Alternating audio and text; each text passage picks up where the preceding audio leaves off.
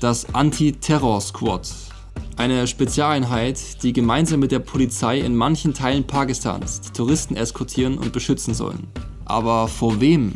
Und ist es wirklich so gefährlich in den Zonen, in denen eine Polizeieskorte Pflicht ist? Wie hier unser Leben mit 24 Stunden Polizeischutz aussieht und warum wir daran mental zerbrochen sind, seht ihr in diesem Video. Wir sind Hans und Franzi und sind mit dem Fahrrad von Deutschland ohne zu fliegen nach Pakistan gefahren. Dieses Land hat uns bisher umgehauen und die Menschen haben unsere Herzen erobert. Aber in diesem Video wird alles anders. Denn auf dem Weg nach Islamabad, in die Hauptstadt Pakistans, ist eine Polizeieskorte für Touristen aus Sicherheitsgründen vorgeschrieben. Zuerst müssen wir wieder zurück ins Tal zum Karakorum Highway. Wir verlassen das schneebedeckte Deosai-Plateau und es geht über 3000 Höhenmeter bergab. Ziemlich sicher unsere längste Abfahrt jemals. Vorbei an vielen kleinen pakistanischen Bergdörfern. Und in einem davon sind wir ein paar Tage geblieben, um uns auszuruhen. Wenn wir mal ein paar Tage hier in einem Dorf bleiben, dann kennen wir eigentlich alle, ne? So wie unser Obsthändler des Vertrauens. Hallo! Da haben wir jetzt jeden Tag hier einen Milchshake getrunken bei denen und haben ein bisschen Obst gekauft. Wir lieben den süßen Mann hier. Er ist so nett zu uns gewesen die ganze Zeit und freut sich immer wie ein Honigkuchenpferd, wenn er uns sieht. Wenn er von uns von Weitem erspäht, immer so. Das ist so süß, ey. Der hat uns gerade erzählt, dass er 2 Frauen hat auch. Ja, genau. Eine ist in Karachi, eine ist hier. Der ist also 20 Jahre, eine Frau, die gerade also nächste Woche ein Kind bekommt. Ja. Seine Tochter ist übrigens 19. Ja. Und die andere Frau ist 40. Genau, die lebt in Karachi. Ja. Ja, schon krass zu hören, ne? Und er ist so ein netter Mensch. Und ja, es ist wahrscheinlich normal hier. Was die Rolle der Frau in Pakistan ist und warum man fast keine Frauen auf den Straßen sieht, ist nicht ganz einfach zu erklären. Das Thema ist sehr komplex, aber wir werden unsere Gedanken und Erfahrungen dazu noch später im Video teilen.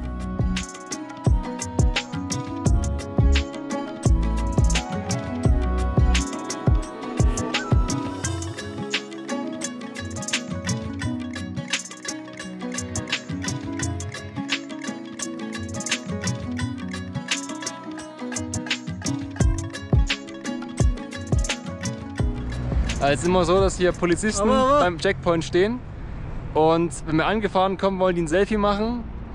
Wir wissen immer nicht, ob es privat ist oder ob die zeigen müssen, dass wir hier waren. Ich glaube, so ein Mix aus beiden. Aber ja, bei jedem Checkpoint einmal Selfie und dann können wir weiter. Jetzt haben wir unseren ersten Polizist, der mit uns mitfährt. Und ja, da wäre jetzt ein bisschen Smalltalk, so woher kommt er, woher wollt ihr hin? Und wir wollen jetzt in dem Ort hier was essen.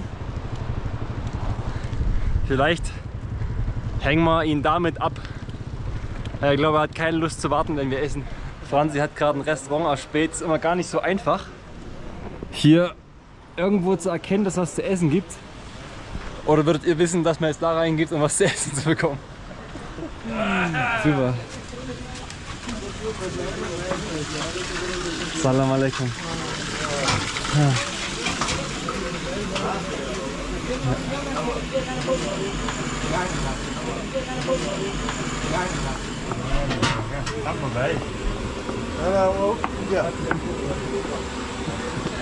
wir haben uns hier jetzt Bohnendahl bestellt.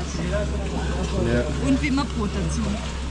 Okay, unser Restaurantbesuch hat unseren Polizeifreund nicht abgehangen. Wir wollen eigentlich eher gerne ohne fahren.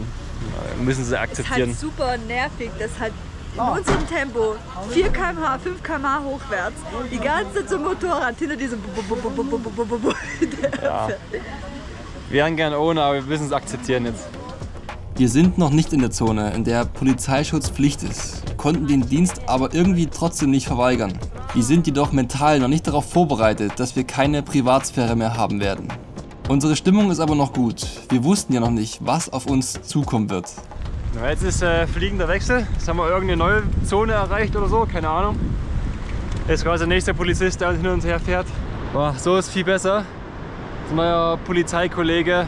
Der fährt einfach vor, wartet irgendwann. Den sehen wir vielleicht 3-4 Mal in der Stunde. Das ist halt eine andere Art zu reisen, ne? Als jemanden ständig im Nacken zu haben. Cooler Typ. In den Sicherheitszonen läuft es so ab. Alle 10 bis 15 Kilometer kommt ein neuer Checkpoint mit 9 Polizisten, welche uns begleiten. Diese sprechen sich aber gegenseitig nicht ab, wer wir sind. Das heißt, am Tag haben wir ungefähr 6, 7 neue Eskorten, welchen wir genau das Gleiche erzählen. Okay, ich glaube, jetzt sind wir ohne Polizei. Das ist ein richtig cooler Typ, der hat uns einfach so ein bisschen bewacht, aber halt die Privatsphäre gelassen. Das war echt super. Und ja, jetzt sind wir gleich beim Karakorum Highway.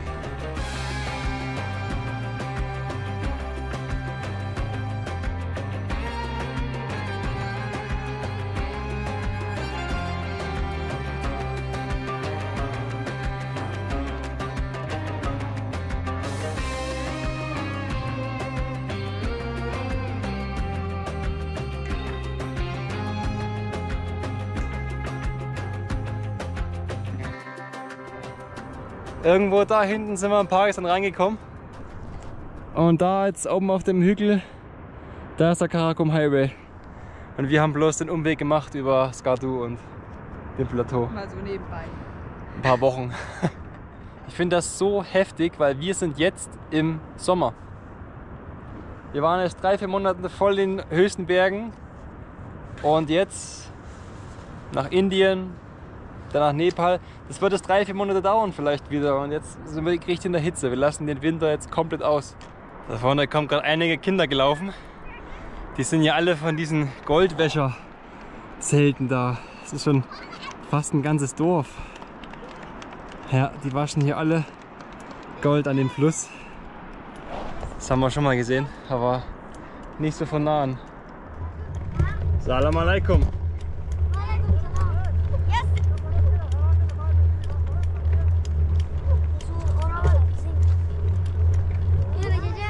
Es ist 1:16 Uhr. Gerade hat ein Auto direkt hier vor unserem Zelt gehalten, also wirklich 20 cm von unserem Zelt. Hat gehupt, was uns natürlich aufgeweckt hat. Ich gehe raus.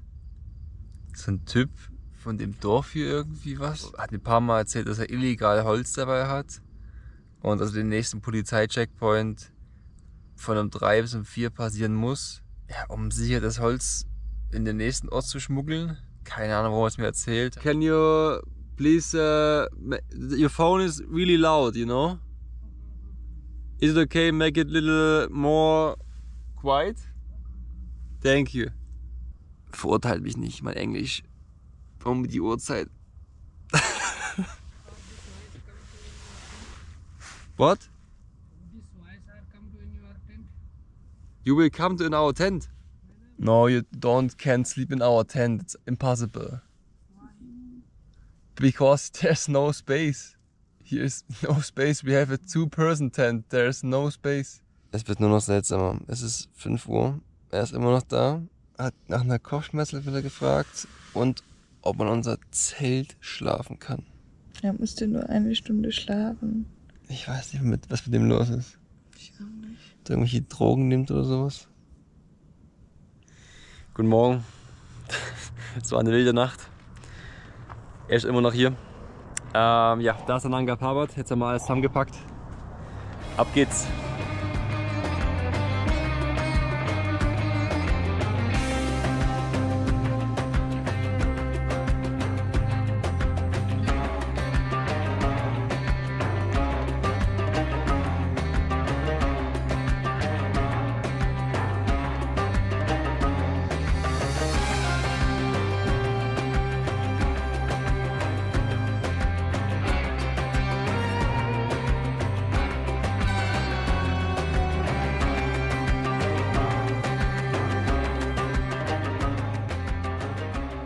Die Trucks sind echt jedes Mal eine Wucht, wenn wir sie sehen. Es ist so schön, die immer zu betrachten. Und die sind alle handbemalt, also crazy. Ja. Und da gibt es einfach in den großen Städten gibt's ja echt Menschen, die das halt professionell hier machen. Die sind Truckbemaler. Truckbemaler. Die nennen sich hier Jingle Trucks. Also das englische Wort dafür ist Jingle Trucks. Weil die halt ganz oft unten auch so Ketten hängen haben und dann klingeln die so die ganze Zeit. Salam alaikum. Hi. Hi. Assalamu alaikum. Salam alaikum. Alaikum salam.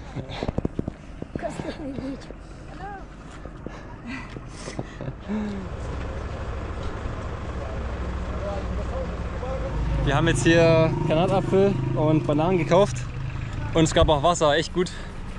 Wir haben gehofft, dass jetzt noch ein Örtchen kommt, wo man was essen kann. Dann gehen wir dann ins Restaurant auch gleich. Weil jetzt die nächsten 30 Kilometer werden vermutlich nichts mehr kommen. Und dann haben wir die 65, 70 Kilometer Marke. Dann wollen wir auch irgendwo was suchen zum Schlafen. Hätte ich gar nicht gedacht. Ich dachte, es kommt echt oft hier was am Straßenrand, Restaurant und sowas. Aber ja, ist gar nicht so einfach.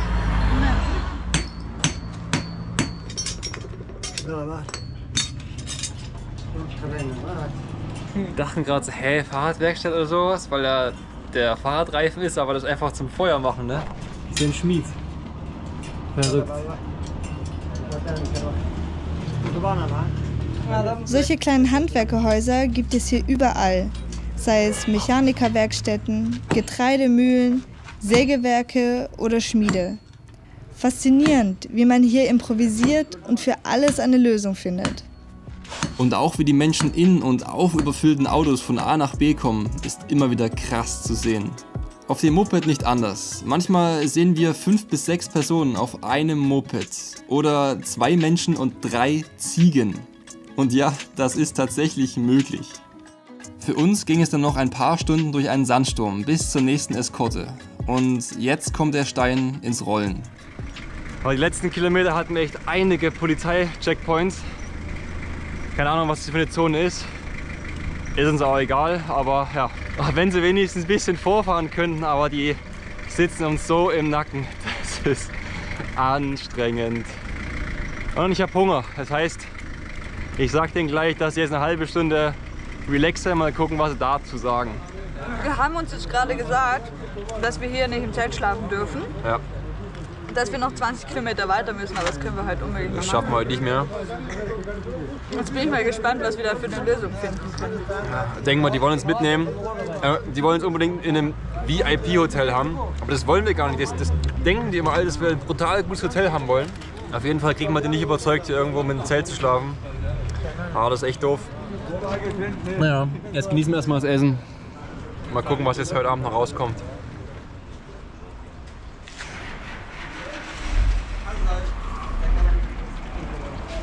Ich wollte euch gerade eigentlich erzählen, dass wir uns darauf geeinigt haben, dass wir in 10 Kilometer in einem Polizei-Checkpoint schlafen.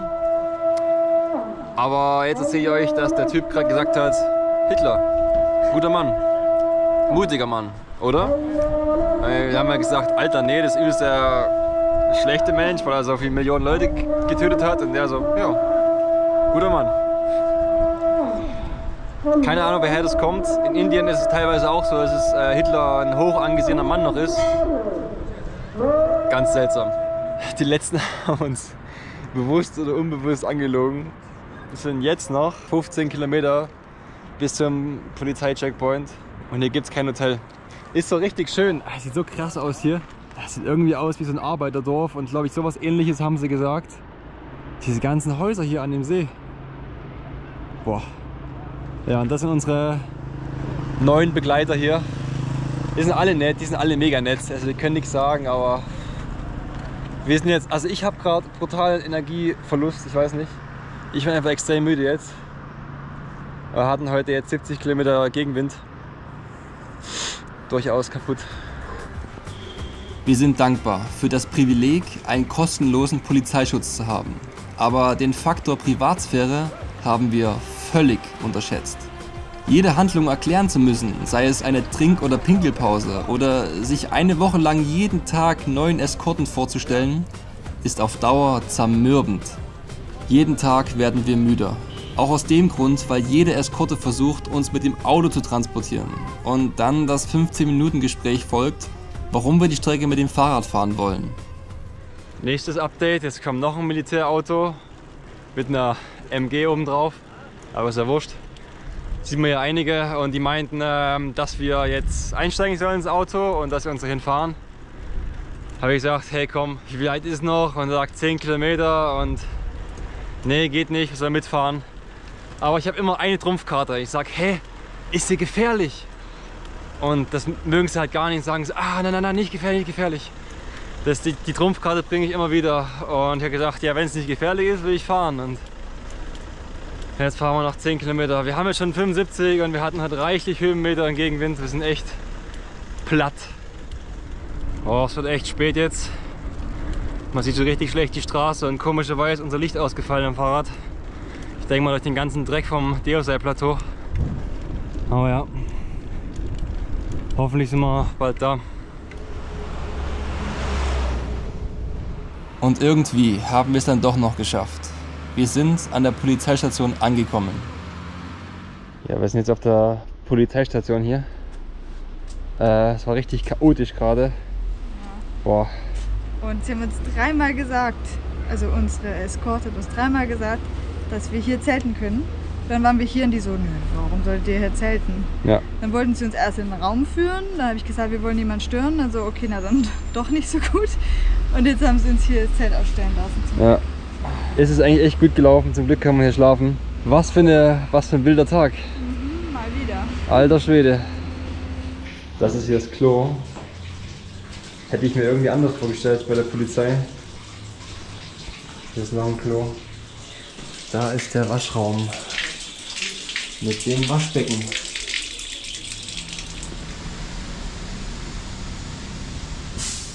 Guten Morgen. Hier durften wir gestern Nacht unser Zelt aufschlagen. Ich glaube, das ist der Betbereich für die. So schaut es hier aus. Ja, jetzt haben die irgendwie gesagt, irgendwas mit Frühstück. Mal gucken, ob sie uns was bringen wollen. Aber wir haben eigentlich gesagt, wir haben was. Und dann dürfen wir erst um 8 los, weil die Straße erst irgendwie hier aufmacht wegen Bauarbeiten. Hans ist gerade die Schraube abgebrochen. Was heißt hier Hans? Hans Fahrrad. Hans sein Fahrrad. Das bedeutet, wir können keine neue reinschrauben, weil noch eine drin ist. Das ist echt richtig scheiße, ey. Richtig scheiße. Vor allem, das ist ein brutal wichtiges Verbindungsteil. Das hält die ganzen Taschen mit dem hier Rack hinten. Also ich versuche es gerade mit 20.000 Kabelbinder das zu fixen, noch notdürftig. Dann irgendjemanden zu finden, der die Schraube da rauskriegt. Aber muss man auch erstmal können. Ja, die können es noch nicht wissen, aber ich sage denen gleich wieder, dass wir ein bisschen mehr Privatsfahrer haben möchten. Dass sie nicht jede Sekunde uns beobachten müssen, dass wir hier in den Fluss fallen. Das muss man aber jeder neuen Wache quasi neu erklären. Boah, sag's euch, so ist viel besser. 100 Meter Abstand oder 5 Meter Abstand, das macht einen riesen Unterschied aus. Nächstes Update, jetzt sagen sie irgendwie, dürfen wir vorne nicht weiter, weil die Straße blockiert ist. Wir haben jetzt alles versucht, was wir können, aber ich glaube, wir müssen echt mitfahren. Und der lässt wieder sehr, sehr viel Privatsphäre zu. Zum Glück war ich gerade kacken, wo niemand da war. Es hat echt gut getan. So, wir stecken jetzt hier fest, wie auch die ganzen Lastwagen hier. Wir müssen jetzt 2-3 Stunden warten anscheinend, weil hier Straßenarbeiten sind. Und Hans geht's halt irgendwie nicht so gut, hat wieder Durchfall und fühlt sich nicht so. Keine Ahnung, was wir jetzt heute machen oder wie weit wir fahren oder keine Ahnung. Ja, also wir haben jetzt nochmal nachgefragt, wir müssen jetzt 3 Stunden hier warten und dann nehmen sie uns für 5 bis 10 Kilometer mit. Wegen runterfliegenden Steinen, ne? Ja, dadurch, dass da Arbeiten gemacht werden, ist die Gefahr halt auf Steinschlag nochmal viel höher anscheinend. Sie wollen, dass wir da kein Risiko eingehen, was wir auch verstehen können. Deswegen machen wir es jetzt auch. Die lassen uns eh nicht durchfahren hier. Ja, mir geht es auch heute irgendwie gar nicht so gut. Die Nacht war ein bisschen übel, jetzt habe ich Durchfall. Ein bisschen schwach und so. Hoffentlich gehe ich kein Fieber. Ein bisschen warm, fühlt sich's an.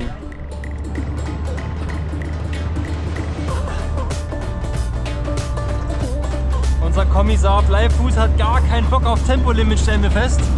Weil wir sind die Schnellsten. Vielleicht musste der die 3 Stunden wegen uns warten, hat gar keinen Bock mehr. Der fährt wie eine Raubsau. Wir sind wieder unterwegs. Jetzt hat er gerade was zum Quatschen, aber ansonsten fährt er wirklich wieder 1 Meter neben der Franzi. Mir geht es immer schlechter, ich habe irgendwie das Gefühl, ich habe Fieber. Deswegen versuchen wir jetzt irgendwie noch zum nächsten Hotel zu kommen. Das sind ungefähr 18, 19 Kilometer, also ist, denke ich mal, schon möglich. Aber ich merke einfach, ich brauche Ruhe. Ich habe mir bestimmt gestern den Magen verstimmt, ob es an der Milch oder am Fleisch lag, ich weiß es nicht, aber ja, auf jeden Fall grummelt es im Magen. Das Fieber stieg auf 39 Grad und jeder Meter wurde anstrengender. Dazu das typisch pakistanische Chaos in den Städten. Solche Tage sind die Hölle, aber sie gehören auch zum Reisen dazu. Gestern war ein Chaos noch. Die Polizei hat uns ja bis in die Stadt hier rein begleitet und mir ging es halt gar nicht gut. Und jetzt haben wir halt gestern mit Hilfe von der Polizei ein Hotelzimmer gefunden nach einiger Zeit.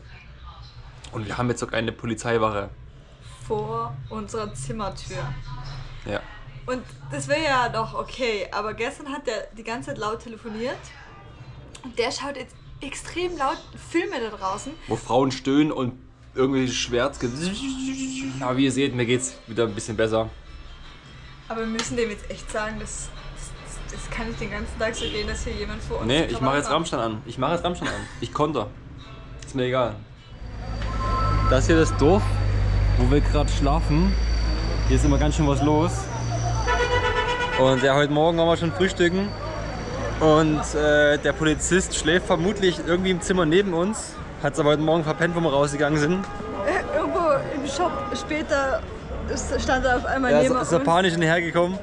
Und jetzt Mittagszeit, gehen wir wieder was essen, ist ja klar. Und ja, sind wir vorbeigegangen, weil er guckt nur aufs Handy und liegt im Bett, guckt irgendwelche TikTok-Videos an. Ja, jetzt hat aber gerade der Page uns verraten. Gesagt, wartet, wir müssen noch die Polizei holen. Ja, es ist echt so peinlich, mit einem Polizist essen zu gehen.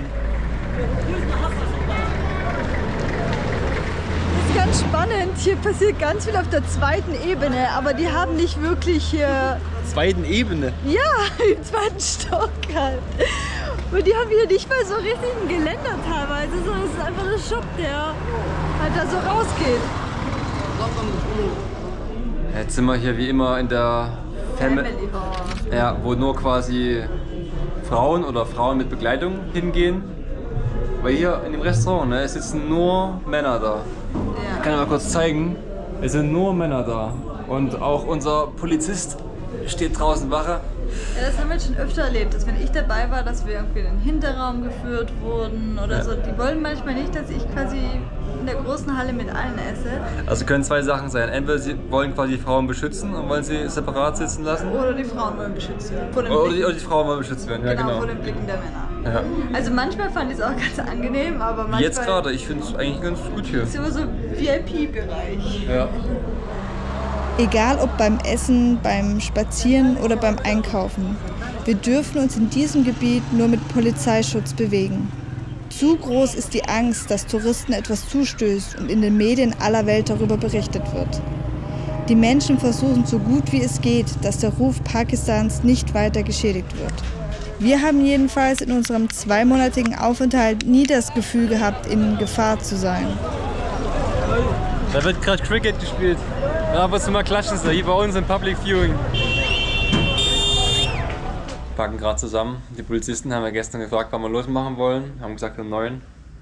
Jetzt ist es um 8 und die stressen gerade voll rum. Es sind irgendwie gerade mehrere da. Ich glaube, das ist nicht ganz verständlich von außen so zu verstehen, aber für uns ist das super anstrengend, wenn wir rausgehen wollen, irgendwie jemandem Bescheid geben müssen, immer hier mit uns mitgeht, die uns die ganze Zeit irgendwelche extrem teuren Restaurants empfehlen, weil sie denken, ja, wir sind Touristen, wir wollen was Schickes haben. Sie tun alle ihr Bestes, sie sind alle wirklich nett, aber für uns ist es einfach wirklich anstrengend, die ganze Zeit noch eine Partei mitziehen zu müssen und jedem immer Bescheid zu geben. Und uns fehlt halt vollkommen der Kontakt zu anderen, ne? Weil die sind abgeschreckt, wenn wir Polizisten hinter uns herschleppen. So, niemand hat Bock mit uns irgendwie in Kontakt zu treten. Ich habe jetzt auch schon mehr Polizisten gefragt und die meinen, wir kriegen Begleitschutz bis Islamabad. Das heißt, noch eine ganze Woche. Noch eine ganze Woche? Ich hoffe, das verstehen die alle falsch, ey. Also noch eine Woche, da gehen wir echt ein. Okay, ich glaube, die wollen uns gerade verscheißern. Der hat mir gerade einen Zettel in die Hand gedrückt. Wir sollen quasi das Zimmer für die Polizei mitbezahlen. Oh, ich mache mich jetzt gerade richtig wütend, ey. Okay, also es kamen gerade einige Polizisten und es hat sich herausgestellt, dass wir nichts zahlen müssen. Aber erst nach vielen Gesprächen. Weil uns wird immer gesagt, dass dieser Schutz hier kostenlos ist. Den wir eigentlich gar nicht haben möchten, zumindest wenigstens nicht auf dem Zimmer. Da kam halt irgendwann jemand und hat gesagt, hey, Schutz ist kostenlos, warum sollen die für die zahlen? Und dann war das Problem eigentlich gelöst. Salam alaikum. Wir haben jetzt so ein paar Kinder und die haben hier wie so ein Seifenkistenteil gebaut. Und das sind keine Räder, das sind Kugellager. Schau das mal an. Hier, das sind alte Kugellager und deswegen klickern die so. Verrückt. Und dieses Lenkrad. Very good job. Oh, das ist gerade so faszinierend. Und es tut gut. Ich war gerade echt ziemlich schlecht drauf wegen der Polizei, aber das ist so geil. Ist the brake? The brake? The brake. Das ist die Bremse. Das ist die Bremse. Ich krieg's das nicht, ey. Die Kinder in der Seifenkiste. Eines meiner absoluten Highlights in Pakistan. Die Begegnungen mit Menschen laden unsere Akkus immer so schnell wieder auf, auch wenn der Polizist uns heute Morgen abziehen wollte. Aber die Freude hielt nicht allzu lange, denn unsere neue Eskorte hat uns bei jeder kleinen Trinkpause angehupt, dass wir weiterfahren sollen, weil wir ohnehin schon zu langsam seien. Es ist auch manchmal Negatives zwischen uns und den Polizisten vorgefallen. Wir entscheiden uns aber dafür, einige Geschichten davon nicht zu veröffentlichen. Wir finden es unfair, den Polizisten gegenüber, die sehr freundlich und hilfsbereit zu uns waren, ihnen dieses negative Bild aufzudrücken, nur weil sich ein paar von ihnen nicht benehmen können. Salam alaikum. Can we have a little more distance, more privacy? A little longer distance, car, bicycle longer? No order. English. Bicycle, police, a little longer. Es ist echt wieder ein wunderschöner Tag mit wunderschönen Aussichten. Bloß halt ja hinter uns Motorengeräusch nervt. Heute schon 4-5 Mal Schichtwechsel gewesen, wo wir immer sagen mussten, bitte mehr Abstand, und die checken es irgendwie diesmal nicht. Wenn wir trinken, also stehen bleiben und trinken, wenn ihr müde seid, könnt ihr mitfahren. Wenn ich Foto machen will, wenn ihr müde seid, könnt ihr mitfahren. Das nervt. Aber anscheinend sind wir so morgen los, Alter.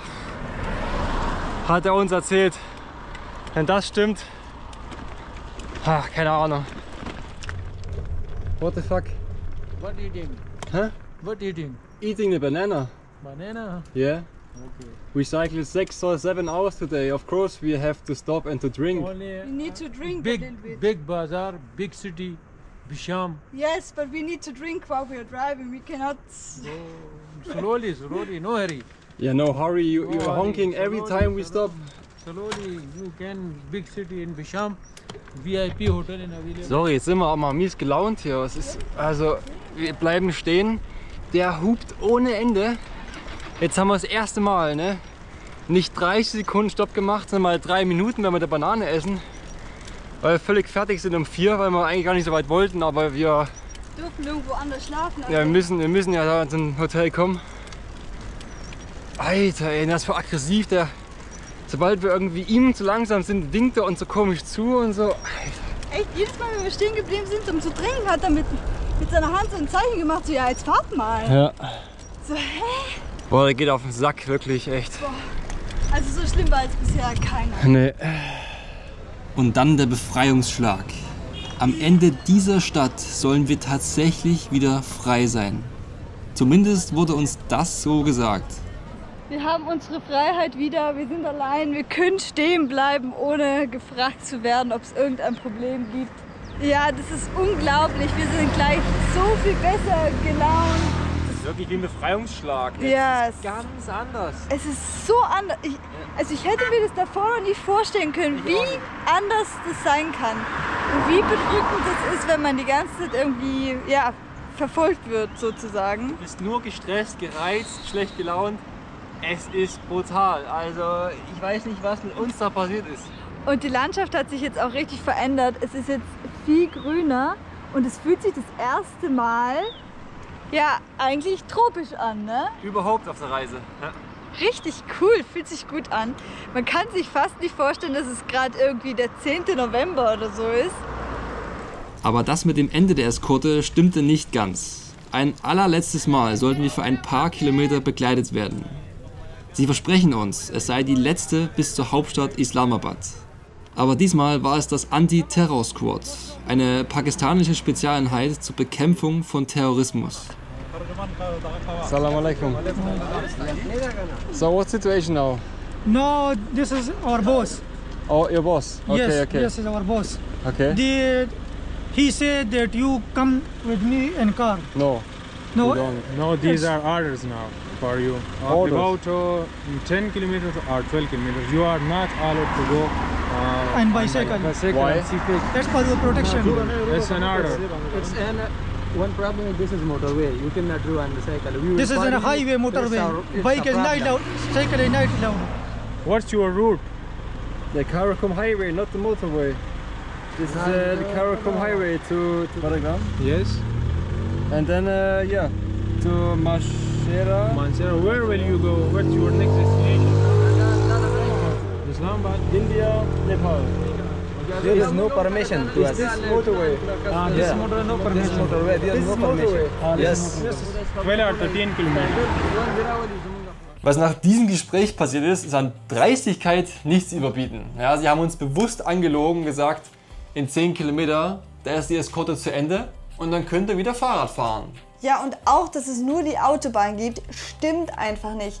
Wir haben ja extra noch mit denen gemeinsam die Route über die Landstraße angeschaut. Und die meinten so, ja, die existiert nicht. Aus 10 Kilometer wurden 40 Kilometer und wir wurden wieder an die nächste Eskorte übergeben. Und einer der Polizisten meinte dann zu mir, ja, sagt nicht der nächsten Eskorte, dass wir euch gesagt haben, dass ihr wieder Fahrrad fahren dürft.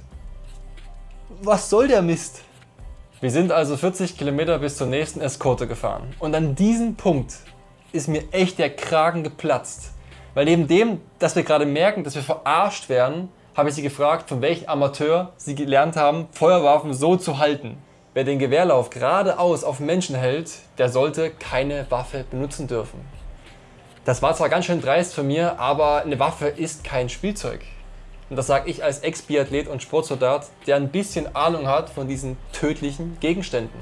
Jedenfalls habe ich jegliche Weiterfahrt boykottiert und gesagt, wenn ihr es nicht zum Ausgangspunkt zurückbringt, melde ich diese Story beim Konsulat in Islamabad. Und siehe da, die Straße, die existiert. Auch wenn wir hier die Ausländer sind, müssen wir uns trotzdem nicht alles gefallen lassen, nur weil sie uns schnell loswerden wollen. Und wir wissen ja auch von anderen Reisenden, dass diese Route frei vom Polizeischutz ist, da wir wieder in der sicheren Zone angekommen sind. Also haben sie uns den ganzen Weg wieder zurückgefahren. Sonst ist es eigentlich immer Hans, der hier viel filmt und so. Aber heute ist er irgendwie mal ganz ruhig, sagt nicht viel, filmt nicht viel. Genießt, glaube ich, einfach nur die Ruhe. Wir sind nämlich heute Morgen, ja, als wir die Räder gepackt haben und die Polizisten schon wieder um uns rumstanden, Hans meinte so zu denen, we don't want police. Und sie so, no problem, we will give you escort. Der Hans wieder, we don't want police. Und dann sind wir losgefahren und seitdem haben wir einfach keine Polizei mehr gesehen. Wir folgen uns nicht, haben sonst nichts mehr gesagt und das genießen wir jetzt erstmal. Nur in den größeren Städten entdeckt uns immer wieder mal die Polizei. Aber wir hatten dann eine Idee, die richtig gut funktioniert hat. Wir sind jetzt heute mal undercover unterwegs. Das stimmt wirklich, das ist jetzt kein Spaß. Ne? Ne, echt? Wir haben jetzt die letzten Tage ein bisschen weniger gefilmt, weil uns hat es einfach wirklich aufgewühlt. Es war sehr anstrengend. Du hast auch oft geweint und das zu Recht. Was heißt zu Recht? Es war einfach unglaublich anstrengend und ich glaube, das haben wir gerade ein bisschen versucht zu erklären im Video, warum das heftig war. Aber darüber wollen wir jetzt gar nicht mehr so den Fokus drauf legen, sondern wir sind jetzt hier einen Tag vor Abbottabad und da wurde der Osama Bin Laden erschossen. Das ist die Stadt. Aber die Region gilt hier wirklich sehr friedlich. Hier passiert nichts. Diese eine Region, wo wir durchgefahren sind, Besham und sowas, Heldenstädte, da geht es ein bisschen zu. Ne? Was genau, wissen wir halt auch nicht, weil Nee, haben wir keine Infos bekommen, aber genau. ja. Und jetzt gehen wir mal essen und hoffen, dass wir uns so an den Wachen vorbeischleichen können. Ja, weil die Polizei erkennt uns immer sofort, ne? Und mit den Klamotten, die haben wir uns in Gilgit besorgt, also schon eine Weile her. Boah, die zahlen sich echt aus, Mann. Hoffentlich. Hoffentlich, ja. Aber Alter, wir sind so gut getarnt. Wir brechen auf und wir haben aber beim Fahrradpacken gerade ein paar Zuschauer bekommen. Ringsherum.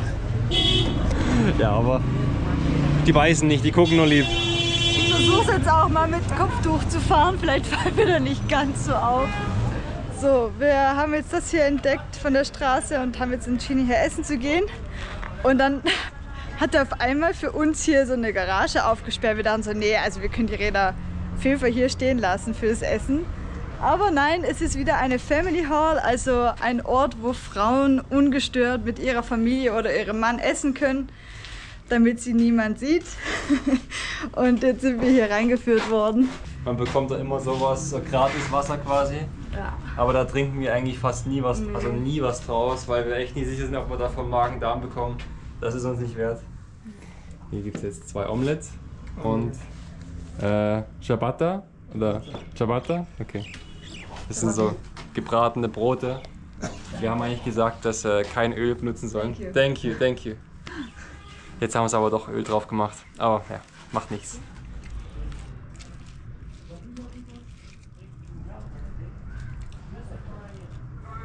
Wir können uns schon mal dran gewöhnen an den Trubel von pakistanischen Städten. Hier ist gerade in Abbottabad und ja. Ich glaube, ich habe schon mal gesagt, hier ist Osama Bin Laden vor, was weiß ich, 10 Jahren erschossen worden. Dafür ist eigentlich bekannt geworden für Europäer, keine Ahnung, oder für mich zumindest. Dass wir uns hier frei bewegen können, ist ein unglaubliches Gefühl. Die Menschen sind nach wie vor neugierig und trauen sich auch wieder mit uns zu sprechen, jetzt wo kein Beamter mehr hinter uns herläuft. Viel gefilmt haben wir allerdings nicht mehr, weil wir mental völlig erschöpft waren und das, was in den letzten Tagen passiert ist, erstmal verarbeiten müssen. So, wir verlassen jetzt nach 8 Wochen den Karakorum Highway. Wir haben keine Ahnung, ob das eine gute Idee ist. Das ist eine ganz kleine Straße eingezeichnet. Fährt über den Berg quasi drüber und kommt direkt in die Hauptstadt Islamabad raus. Das wäre richtig cool, wenn der Plan klappt. Weil... Hey, hello. Hallo. Where are you from, bro? Germany. Oh, that's great. Germany, hier. Weil man munkelt, hier soll es Affen geben. Ich habe Angst, dass die Affen uns ausrauben.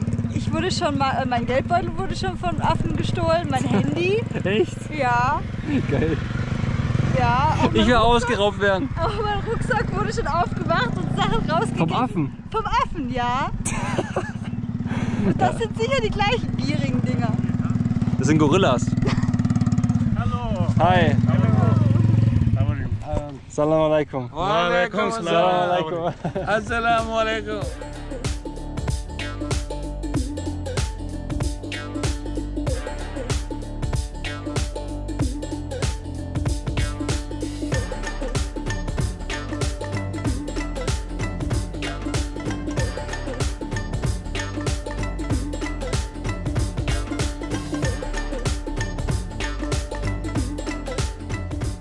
Wow, es ist so unglaublich schön hier. Ich glaube, der Hans hat sich im Traktor festgehalten.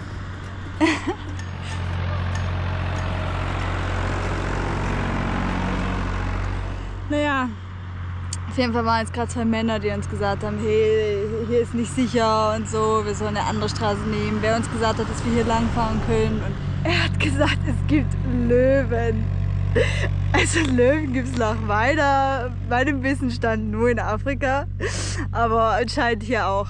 Deswegen können wir ja nicht schlafen. Gut, ich bin wieder ein bisschen ausgetickt. Hans hat alles ein bisschen mit ruhiger Stimme gelöst.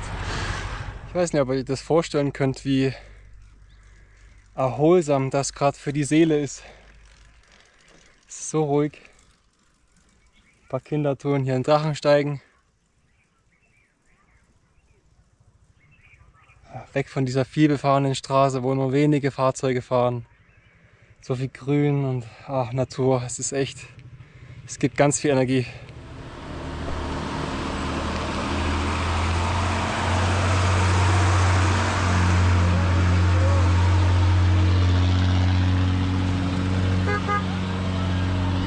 Da ist einfach eine Sitzfläche oben auf dem Bus. Hast du das gesehen? Das schaut aus. Das ist die pakistanische Version von Doppeldecker. Geil. Hans hat einen richtig guten Schlafplatz gefunden. Also er ist ein bisschen schief, aber das ist echt nicht, das ist das kleinste Problem. Hier gibt es einfach einen Weg, der dann hier aufhört. Das heißt, es kommt hier kein Auto oder irgendwas. Und hier können wir jetzt einfach schlafen. Es ist so genial. Ihr wisst wirklich nicht, was das in uns auslöst. Selten. Oh ja, endlich mal wieder in der Natur zu sein. Nur so ein paar Tiger weg, Ohrfeigen, das geht schon mal. Ja, ein paar Tiger, ein paar Löwen. Guten Morgen. Bei uns geht es jetzt gleich los. Meine Nacht war gar nicht gut. Ich war gefühlt die ganze Nacht wach. Ich habe auch ziemlich schief gelegen. Vielleicht lag es daran. Hans hat dafür geschlafen wie ein Baby. Ja, war gut.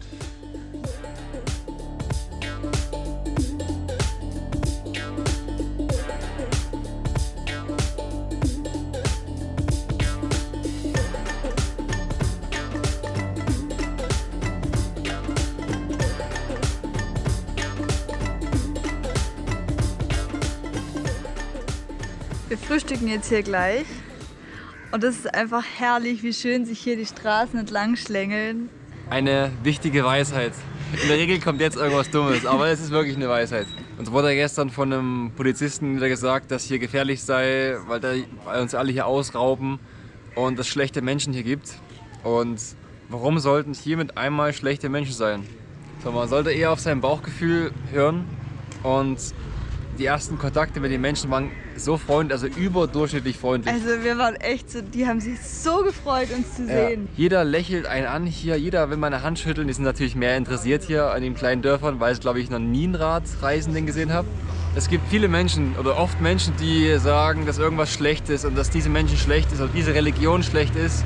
Man sollte sich echt immer sein Bild machen, ne? Und das genau wieder hier zugetroffen, wie schon so oft. Es ist so schön hier.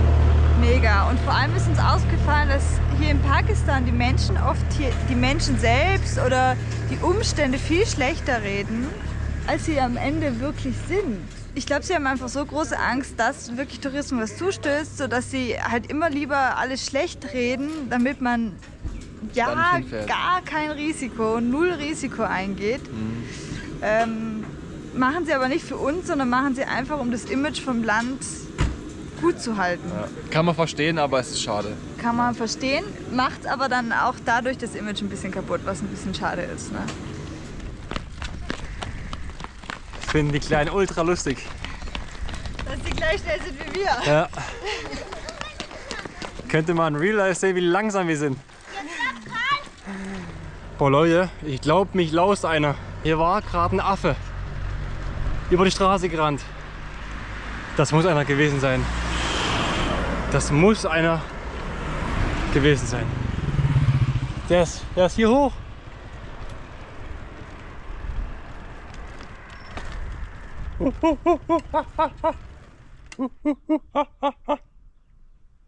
Klingt halt nur wie ein Affe, ne? Boah, schade, ich hätte euch gern gezeigt. Vielleicht kommt noch mal einer. Oh, ein Affe. Ich habe schon aufgegeben gehabt. Übrigens, das da ist Islamabad. Boah, das ist schon echt übel. Das sieht echt gar nichts. So ein fetter Smog. Ich finde, man merkt es auch langsam so ein bisschen in der Lunge. So minimal, aber nicht angenehm. Oh, ich glaube, wir sehen keinen Affen mehr. Aber ich bin mir ziemlich sicher, das war einer. Der hat diesen typischen versetzten Affengang gehabt. Dieses Düdüm, so wie ich nach 2 Bier. Das ist so. Es war bestimmt ein Affe. Also, ein ich Hund sag, war es es war ein nicht. Bär. Ein Bär. Ein Babybär. Okay, die Wahrscheinlichkeiten sinken. Da ist einer. Da ist einer, ich zeig's euch. Das war kein Bär. Wow. Hallo du. Wie gesagt, ich habe nicht so gute Erfahrungen mit Monkeys, deswegen habe ich eher hier gerade nicht so da stehen zu bleiben. Aber Hans, oh, das ist ein Baby. Oh, hier sind überall Affen, das sind bestimmt 15 Stück oder sowas.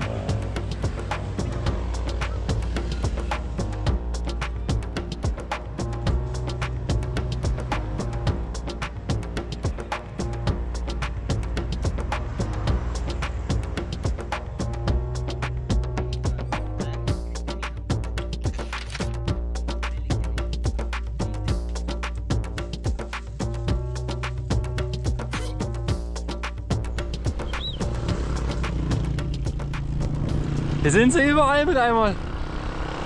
Wo kommen die alle her? Guck dir mal die Kleinen an, überall. Alles voll. Weil jetzt so viel Smog war, haben wir jetzt eigentlich nie die Stadt sehen können von weiter oben, aber jetzt haben wir einen guten Ausblick darauf. Da laufen hier so viele Affen rum und dann ist das die Hauptstadt. Ja, das ist faszinierend. Irgendwie so schön hier zu sein. Das ist nochmal so ein richtig großer Schritt wieder für uns. Ne? Wir hatten jetzt so lange Islamabad auf der Agenda. Check. In Islamabad haben wir Freunde besucht, die wir unterwegs in Pakistan kennengelernt hatten. Wir haben uns die Stadt angeschaut und saugen nochmal richtig die Energie auf, die uns an Pakistan so fasziniert. Das gibt's doch nicht. Mitten im Verkehr treibt der die Schafe über die Hauptstraße. Nach 2 Monaten in diesem Land brechen wir auf nach Indien. Auf dem Weg dorthin hatten wir erneut so viele tolle Begegnungen, werden sogar auf Hochzeiten eingeladen und so weiter. Aber es ist einfach nicht möglich, alles zu dokumentieren und zu erzählen. Es war nicht einfach, dieses Video zu produzieren, weil wir diesmal an unsere mentalen Grenzen gestoßen sind und manchmal keine Energie mehr hatten, die Kamera rauszuholen. In keinem anderen Land war die Zeit so intensiv wie hier. Zur gleichen Zeit traurig, fasziniert, erschöpft, berührt und wütend zu sein, ist eine völlig neue Erfahrung. Und wir sind dankbar dafür. Vielen Dank auch an euch für alle Kommentare, für das Abonnieren, für eure Spenden und jegliche andere Unterstützung. Ohne euch wäre das Produzieren der Videos nicht möglich. Eine Sache wäre da noch, die uns am Herzen liegt und die von euch am meisten gestellte Frage zu Pakistan. Und zwar die Rolle der Frau.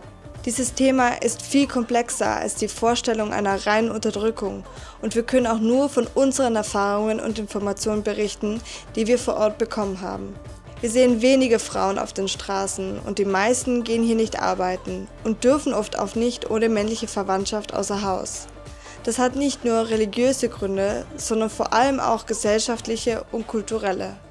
Einige Männer haben uns erzählt, dass die Frau heilig ist und gewissermaßen verehrt wird.